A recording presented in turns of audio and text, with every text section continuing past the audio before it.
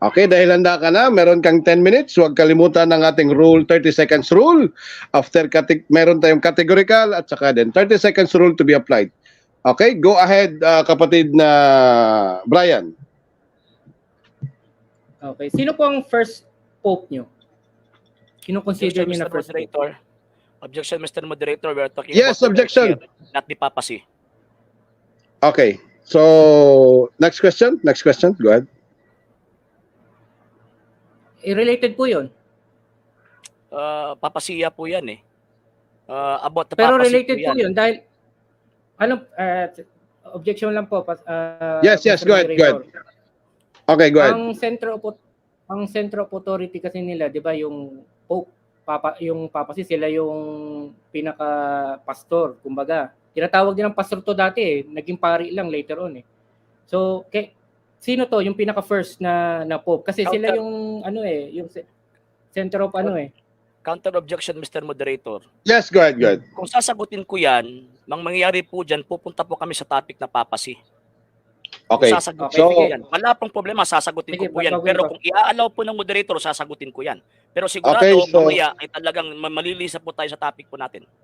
Okay, so moderator's time lang muna ha. Sandali lang ha. So, yung ano natin, brother, focus lang tayo sa tema natin. So, yung about Pope kasi is about talagang Okay. papasok yan sa papacy. Okay, so mahaba pa yung mahaba pa yung oras. Go ahead, brother Brian.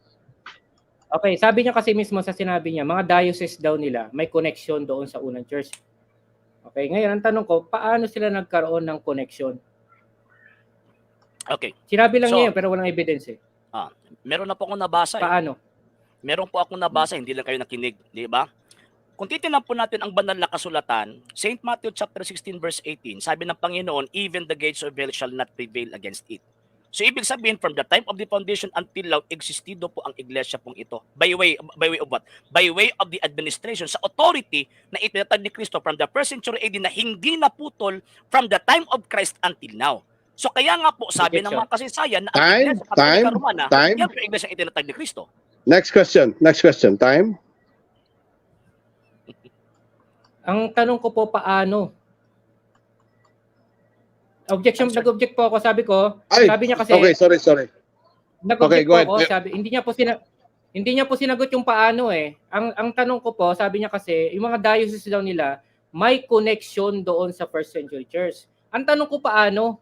Layo ko na paliwanag eh. Paano po? Sandali. Okay, sandali.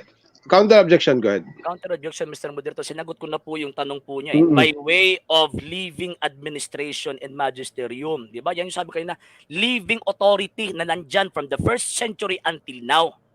So kaya nga po, hindi po nawala po yung iglesia eh. Yan po yung sagot ko po kanina. Okay, moderator's time.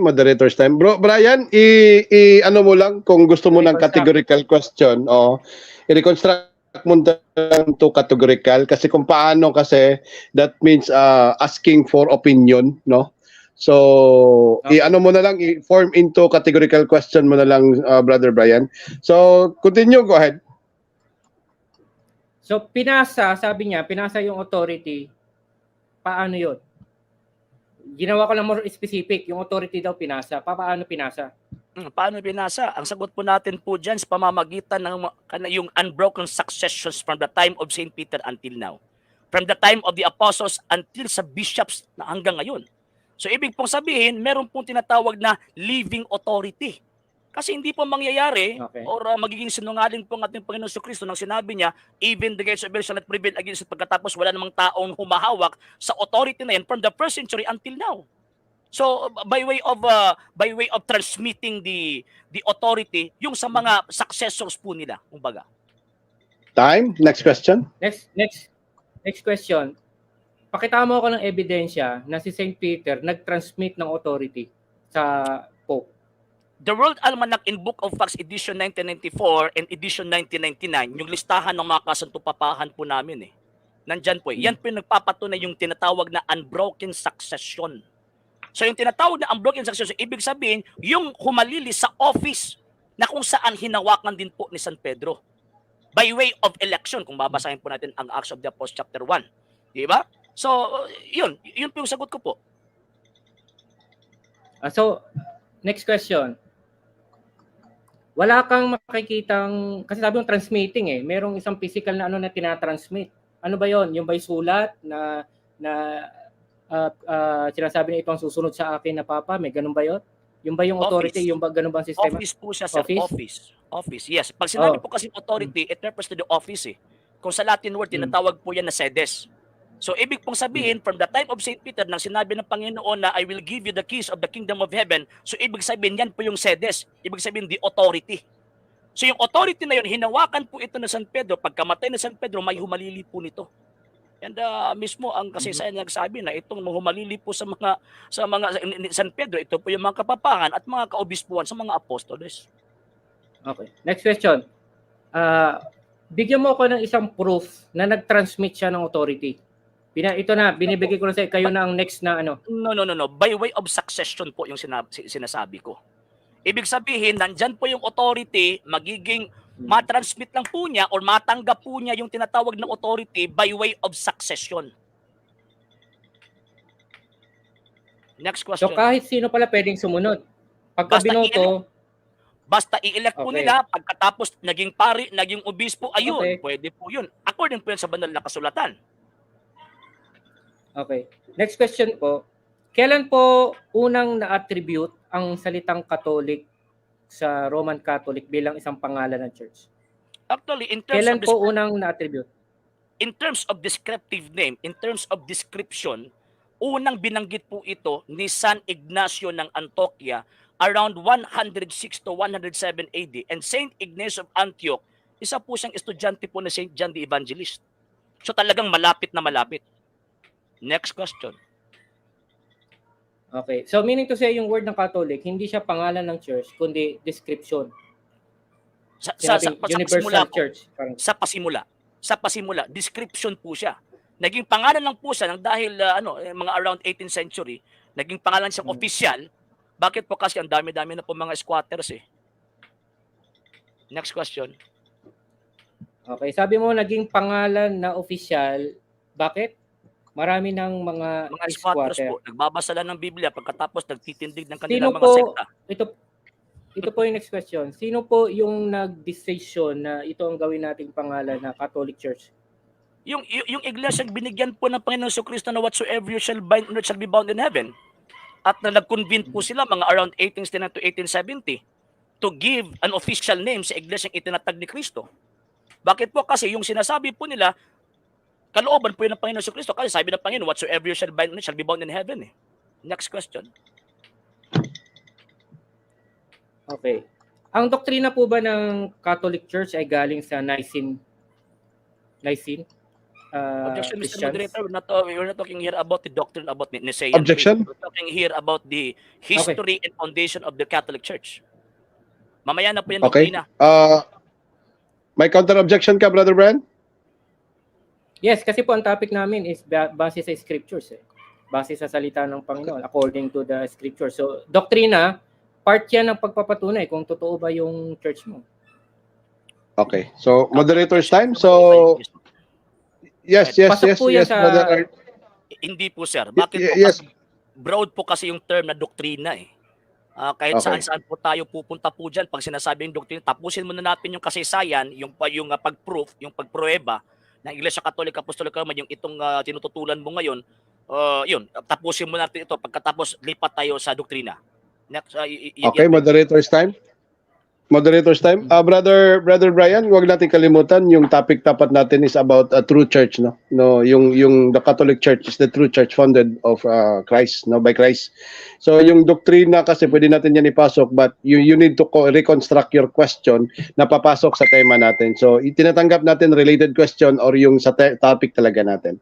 Okay, so Brother Brian, 4 minutes and 20 seconds, mahaba pa yung oras. Go ahead. Okay, si Emperor Theodosius the first, no, ang nag-establish ng, sabi mo kanina, ng Christian Church as the Church of the State. Objection, Mr. The Roman Catholic Church. Okay, objection, go ahead. Wala po akong sinabi na si Emperor Theodosius ang nag-establish. Siya po yung nag-declare. Nag-declare ng the Christianity, yan po yung official religion of Rome. Hindi po nag-establish kasi established na po yung Iglesia Catholic at that time eh. So ibahin lang po Okay. yung term kasi mali po yung sa pagkakaintindi ko. Okay. Okay. So, Brian, go ahead. Oh, si Emperor Theodosius the First ang nag-recognize Nag-declare church as as the official religion of Rome. Yes. Okay, dineclare niya, no? Okay, sinabi mo kanina doon sa, next question ako, sinabi mo kanina doon sa Jerusalem, sabi mo, doon nag-start ang Roman Catholic Church sa Jerusalem, base doon sa history na binasa mo. Paano po Yes paano po naging Roman Catholic Church yung Jerusalem? Okay. Actually, ang word po kasi na Roman Catholic Church, it is an ecclesiastical term na tumutukoy sa isang iglesia na hindi po tinanggap sa Jerusalem. Di ba? Sabi ng Panginoon, St. Matthew chapter 21 verse 43, na ang kaharian ng Diyos kukunin sa inyo at ililipat sa isang bansa na makapagbibigay ng kanyang bunga. So, ibig pong sabihin, itong word na Roman Catholic, hindi po ito nagre-refer sa isang rasa or sa isang tinatawag na parang sasabihin natin na ako'y Filipino race. Yun po yung punto ko. Refer po ito sa iglesyang itinatag ni Kristo. So, ibig sabihin, from Time. Jerusalem, first, Next question. Okay, next question. So lahat ng mga churches, Corinto, Ephesians, Philippi, lahat yan ay tinatawag niyong Roman Catholic Church. ngayon po, yes po. Kasi sila po yung first century Christian eh. Sila po yung first century Catholic Church. And wala pong ibang Catholic Church according to Compton's Encyclopedia, wala pong ibang Catholic Church for the first 1,000 years, studying Compton's Encyclopedia, ito lang Romano Catholic ng iglesia, wala pong iba. Okay, so Next question. Yung Roman, okay, next question. Yung Christian Church na itatag sa Roma, okay, dineclare ito ni Emperor. Ang hirap kasi banggitin ng pangalan niya. Objection. Meron pa bang Mr. Moderator? Objection po. Yes, objection. Go ahead. Wala pa akong sinabi na may naitatag na na iglesia doon sa Roma. Dineclare, sabi ko po, dineclare. Ang pagtatag po ng iglesia doon sa Jerusalem. At umabot Ang po sabi doon ko po, declare. nakarating po doon sa tinatawag na Roma. So actually yung sinabi po niyo po kanina is itinatag eh. So kaya nga nag-object po agad tayo. Okay, sorry. Okay. Kung yun ang Noted. Paki-reconstruct na lang, Brother Brian. Go ahead. Okay, kung yung church na yon, yung Christian church na nandoon na sa church ay dineclare, no? Dineclare ni yung emperor na yon ang gawing state church. Paano yung ibang church na sa Epheso? During the existence of the Roman Church, meron ng Ephesian Church, meron ng Philippian Church, may church sa Jerusalem. How come paano mo nagamit yung word na Roman Church as reference sa lahat ng church? Remember na ang Roman Empire, yung Ephesus, yung sinasabi niyong Corinto, at saka yung mga sinasabi sa banal na kasulatan, part po sa Roman Empire. And remember na ang Roman Catholic Church, before pa i-declare po ito, meron na pong mga iglesyang dinaanan or in-established yung mga local churches na in-establish ni San Pedro, first century pa. So ibig sabihin, yung mga lugar na yan, sa first century pa, before pa i-declare ni Emperor Theodosius na bilang isang Christian, itong religion ng Romanong Imperyo, nandyan na po yung mga Next question. yan. Belong na po sa Romano Catholic Iglesia. Next question. Okay. Base po dito sa sulat ni Saint Cyril of Jerusalem, 386 AD, the name Catholic Church was used to distinguish it from other groups that also called themselves, which is you already admitted. Sabi mo, kaya ginamit ang Catholic Church kasi maraming mga squatter, parang ganun yata ang sinabi mo. Okay, my question is, so yung salitang Catholic ay ginamit lang na salita para sa Christian Church, no, para magkaroon ng distinguishing factor patungkol dun sa mga nagki-claim din na church. Yes or no? Yes po. Bakit po? Kasi at that time, sa panahon po kasi ni Saint Cyril, nandyan po yung mga Donatist, nandyan po yung mga Gnostics. Nagki-claim din po sa they are Christians pero they are all heretics. So kaya nga, klinaro po nila, dinistinguish po nila na itong iglesyang ito po yung iglesyang tatag ng Panginoon Kristo at yun, ang pangalan po nila, yung description po nila, Catholic Church. Moderator's time. Last question, Brother Brian. Last question. Go ahead. Lahat ba ng mga church na sinulatan ni Pablo bukod sa Roma ay matatawag na Universal Church? kahit wala sila sa Roma. Yes po sir, in terms of faith. Bakit po kasi yung nagturo at nag-establish po ng mga iglesyang yan, for example, Corinto, Ephesus, isa pong Catholic preacher, si San Pablo.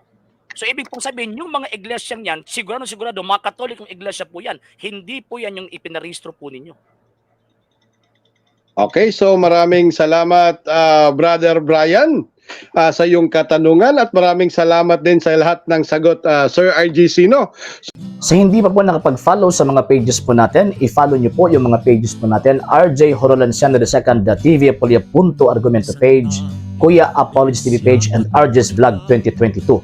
And pwede rin po kayo mag-send po dyan ng Facebook stars. And also, sa ating po mga channels, sa hindi po nakapag-subscribe, subscribe po ninyo yung mga channels natin, The Lay Catholic, Apologist International Official, RJ Sano II TV, Kuya Apologist TV, and Barrio Kawayan Religious Forum. And pwede rin po kayo mag-send po dyan ng super sticker, super chats, and super thanks. And maraming salamat po sa mga kapatid at mga Katoliko na ulis pong tumutulong sa programa po natin. Maraming salamat po. Nang dahil po sa tulong at suporta po ninyo, ang programa pong ito, until now, andito pa rin po sa social media. And until now din po, nangangailangan pa rin po tayo sa tulong at suporta po ninyo dahil wala po kami magagawa rito mga sir, mga ma'am, kung wala po yung tulong at suporta po ninyo. Sa gusto pong tumulong, sa gusto pong sumuporta, pwede po ninyong ipadala ang tulong at suporta po ninyo sa pamamagitan po ng ating mga account numbers dyan po sa ating pong screen. And pwede niyo po kaming i-message sa ating pong page kung via remittance po yung papadala po ninyo. Maraming salamat po in advance.